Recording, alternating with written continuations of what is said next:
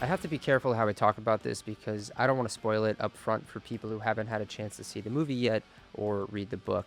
And to be honest, I'm going to be talking about the book quite a lot because I just read it and finished it about a week ago before seeing this film. So it's still very much fresh in my mind. And for better or worse, it was fresh in my mind throughout the entire viewing experience of this adaptation. I'm going to be giving my general thoughts before I dive into some specific changes that the film makes from the book.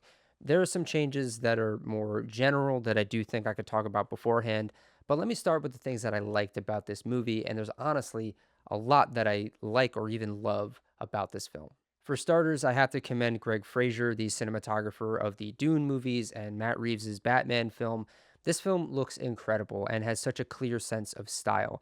Everything in front of the camera, from the production design to the lighting, any amount of CGI that was used in this film, it's really quite breathtaking. I got to see this in a Dolby screening and it looked phenomenal and it sounded phenomenal as well. The sound design is incredible. The score was touching and heartfelt. The soundtrack was amazing. I immediately came home and started searching the soundtrack for songs that were in this movie because I wanted to add a few of them to my everyday playlist. That's how good the soundtrack was in this film. The performances are all really good with no real clear standout except for Ryan Gosling. He's the one that we spend the most time with, though I do have some caveats that I am going to mention in the negative portion of this review. This is a film about saving the planet and using science light years away from Earth in order to solve a problem.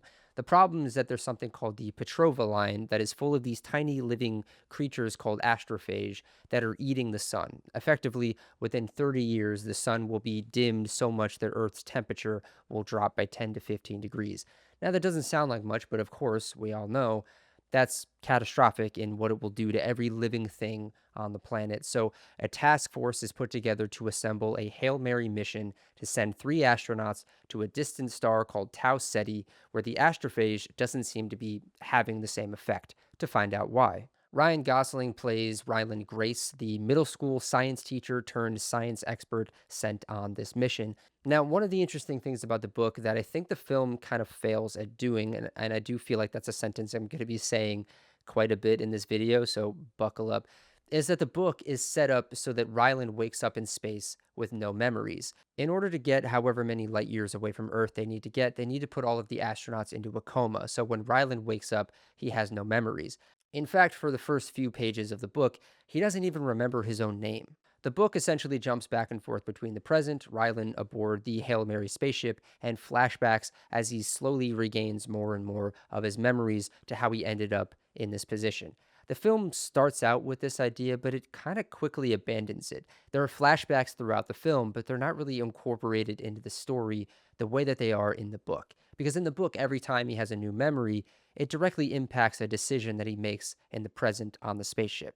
And that doesn't really happen in the movie. The flashbacks are more of a filmmaking convention for the audience's benefit rather than for Ryland's. Now, I want to be broad here because there was some concern online that a lot of the marketing material, quote unquote, spoils the movie. After reading the book, I can't say that I necessarily agree with that because the thing that people consider to be a spoiler happens about a quarter of the way through the book. So, from my perspective, it's less of a spoiler than it is just the basic plot of the story. But bearing that in mind, let me give the broad critiques of this film before I jump into what some people might consider to be spoiler territory. One of my broad critiques is that when all is said and done, this film feels like it needs to truncate everything to a difficult degree. Part of the fun of reading Andy Weir's novel is that you get the science and the step by step approach of every single issue that arises across the course of Ryland's journey to save Earth. In this film, a lot of those steps are reduced down to montage.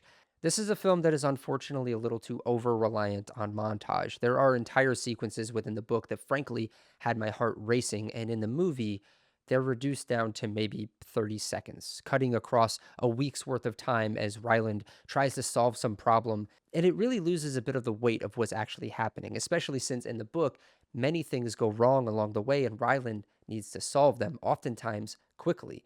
In this film, especially in the back quarter, a lot of what Ryland has to solve gets resolved virtually off screen. There's a pretty big issue that happens at the end of the book, and it does happen in the movie, but I swear to God that Ryland's explanation of what went wrong and how to fix it is delivered in about 2 sentences in the movie, whereas it takes at least 2 chapters in the book. Now, I want to be clear about something. Adapting a book like this is no easy feat, and I don't envy anyone who has to try to cram an entire novel into a 2.5 hour film. But I will say that we often celebrate adaptations for being able to extract the essence of a book, even if it doesn't follow the narrative to a T. At least it holds onto what makes reading the book such a rewarding experience. And I feel like I'm going to be out on a bit of an island here, given the overwhelming response to this film.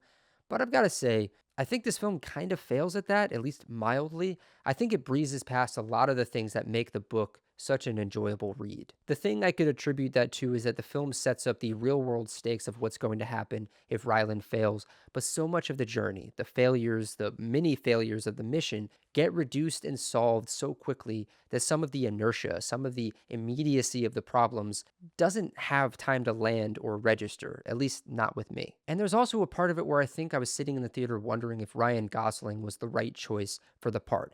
Now, look, I love Ryan Gosling, and he nails the humor of this film, but I had a real issue with the fact that I rarely felt how smart this guy was.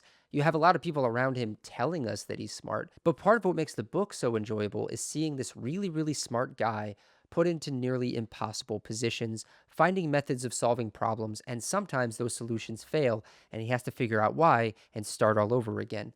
In the movie, that rarely happens. We're sort of just left to accept that Ryland is a genius, that he knows things, that he is the science expert of this mission.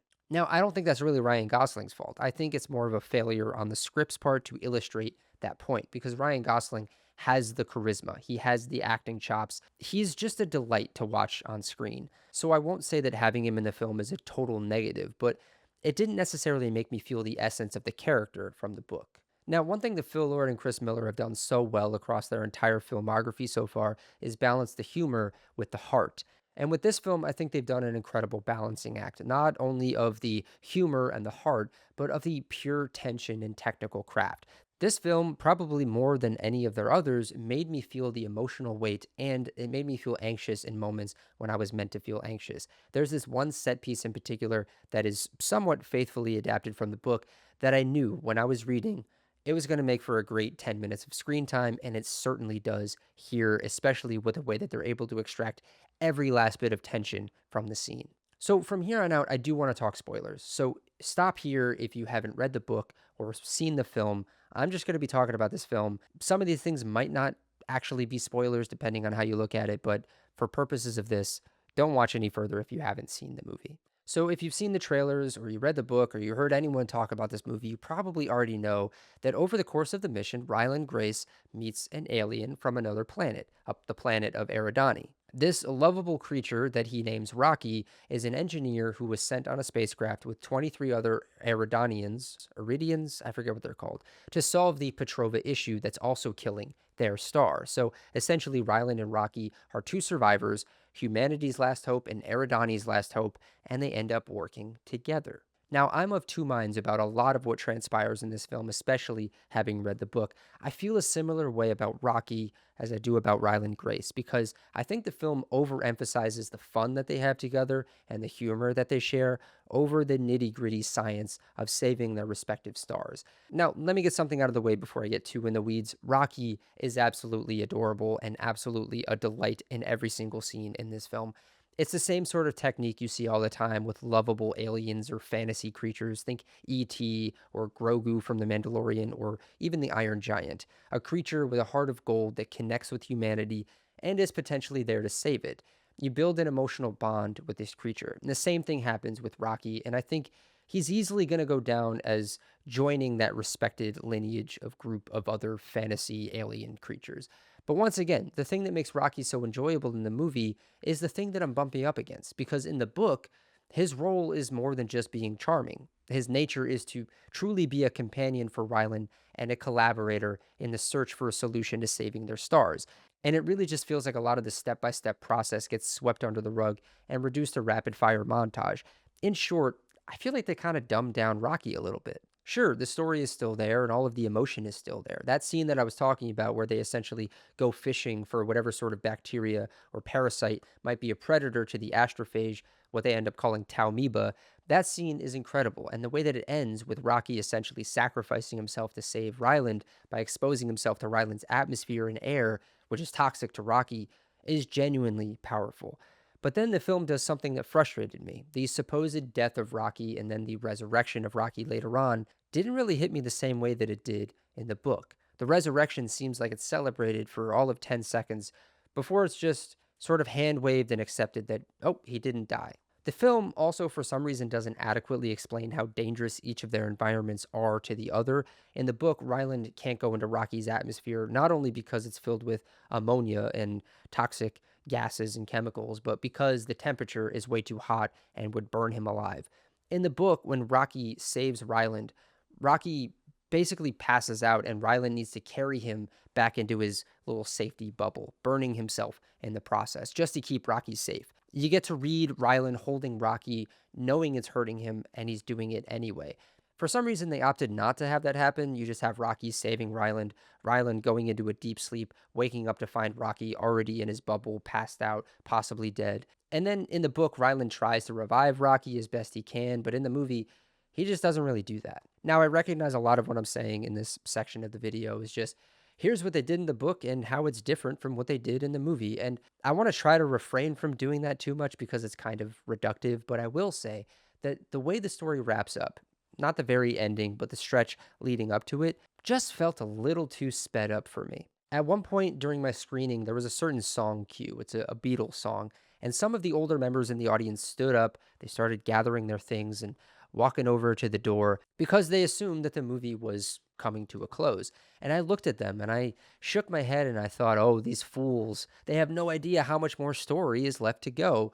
But then, as it turns out, they weren't wrong. The movie was over within 5 to 10 minutes of that.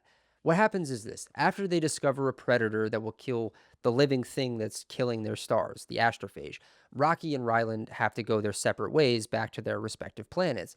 But along the way, Ryland discovers that they made a mistake. The predator, the Taumiba that kills their fuel source, can actually escape the containment that they put it in. So Ryland is faced with a choice: go back to Earth with his remaining fuel, or go save Rocky, who's going to have the same problem on his trip home and doesn't know it yet. The entire discovery process is something that made me so anxious reading the book. It was a slow moving process happening against a real ticking clock. Knowing that Rocky is out there without the answers, Ryland figuring out that this little amoeba that he captured from a planet nearby Tau Ceti has the potential to escape containment and eat their fuel source, and then needing to figure out how to contain it, how to kill it, that takes an entire chapter to unfold in the book.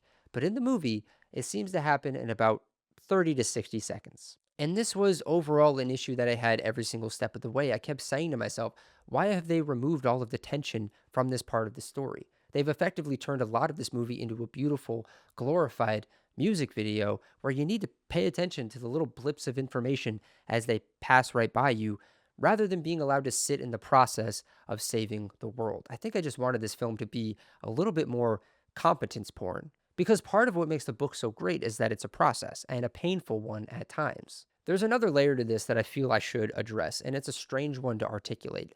Because I read the book so recently, I often found myself understanding what was happening on screen in a way that I'm not sure a first time viewer actually would. And rather than making me feel smarter or more satisfied, it actually made me feel a little bit robbed.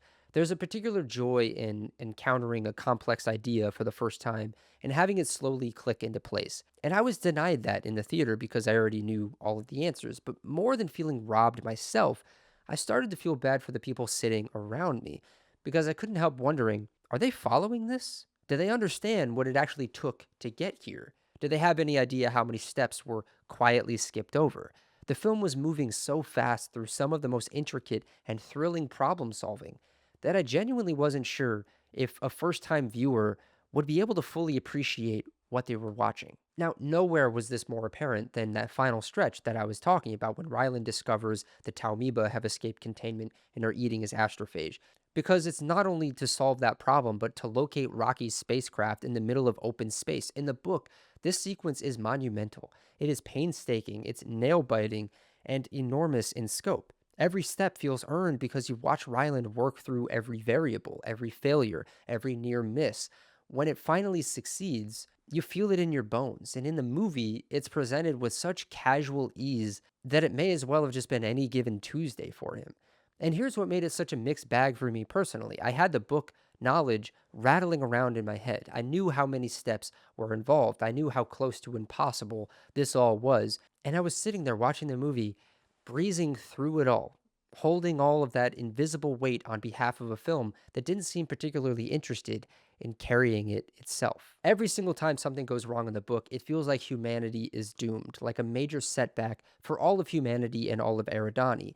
You feel that weight in a way that I frankly did not feel in the movie. Because the movie has this lighter, bubblier tone, and the book has a light and bubbly tone too, but I think the film leans a little bit too hard in the direction of keeping it fun, and there's not enough focus given to the process of actually saving humanity. So, all of this is to say that this is a tricky one for me. I've spent a lot of time in this video talking negatively about this film, and I don't want to leave the wrong impression because I really think it succeeds on many levels. I think it is a pure, true blue, spectacular spectacle of a film. The special effects are some of the best I've seen in a very long time.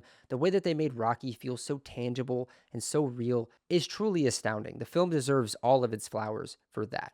I've heard many people say this is the best space movie since Interstellar, and I've got to agree. The film is funny. It remains a feel good film through and through. It makes you feel tense when it needs to. It makes you feel emotional when it needs to. But as someone who read the book, I'm just struggling with the fact that it doesn't quite feel like the book to me. A lot of the same things happen from book to movie, but a lot of the things I found most enjoyable about the book get pushed to the back burner, pushed aside, or reduced to a 60-second montage. Some of that I understand. Some of it, I felt, was leaving really good cinematic material on the cutting room floor. And maybe that speaks to something else entirely, because everything I'm saying essentially amounts to I wanted this to be longer. It's 2.5 hours long as it is, and I have to be honest, I did not feel that runtime. I could have lived in this world for another hour at least. And that is definitely saying something in the film's favor because it's an incredibly enjoyable time at the movies. There's a tactility to this film that you just don't see in a lot of cinema nowadays. The sets feel real. The zero gravity effects are some of the best I've ever seen on film. And once again, I have to commend Greg Fraser for his cinematography. He has proven himself to be one of the most exciting cinematographers working today. There's so much more I want to talk about with this film. I didn't even really get to Sandra Hüller, who plays Ava Stratt. Her portrayal in this is a shift from the book, whereas in the book, Stratt is very much a hard-ass military type with very little emotion, which I actually think worked as a counterpart to Ryland. In the film, she's given a lot more emotion, especially in the scene where it's revealed that Ryland was essentially forced to go on the Hail Mary mission against his will and didn't go by choice. That scene hits differently in the movie than it does in the book. And while the added emotion works, I do kind of think the colder version from the book is more interesting on a character level. Now, I want to pause here and be honest with myself. There's a particular kind of disappointment that only someone who loves the source material can feel. And I want to be careful not to mistake it for a flaw in the film itself. Because here's the thing, I did love this movie. I laughed, I teared up, I gripped my armrest. But walking out of the theater, there was a nagging feeling that I couldn't shake. The feeling of having been given something wonderful and still somehow wanting more. Not more in the way a bad movie leaves you feeling empty, but more in the way that a great meal leaves you wishing that the restaurant didn't call for last orders. I'm aware enough to know that the book is coloring everything I've just said throughout this whole video, and I genuinely cannot tell where my admiration for Andy Weir's novel ends and my critique for the film begins. But what I can tell you is that both things are true at once. This is a great movie, and it's not quite the experience that the book was for me. And maybe that's okay. Maybe it doesn't have to be. And yet, if I'm being fair, and I want to be fair, there is one area where the film doesn't just match the book, but arguably it rivals it. And that's the heart. Because for all of my frustration with the way the film handles the science and the process, Phil Lord and Chris Miller absolutely nail the friendship at the center of this story. The bond between Ryland and Rocky, the warmth of it, the humor of it, the genuine tenderness of two beings from completely different worlds finding a kind of kinship that transcends language, atmosphere, and biology. That 100% comes through on screen in a way that genuinely moved me and will move anyone watching this video. And maybe that's the trade-off the filmmakers made, consciously or not, leaning into the feeling over the procedure, the relationship over the methodology. I could sit here and argue all day that the book does both, but I'd be doing this film a disservice if I didn't acknowledge that when it comes to capturing the soul of why this story matters, the idea that connection and collaboration might just be what saves us all, Project Hail Mary gets that exactly right.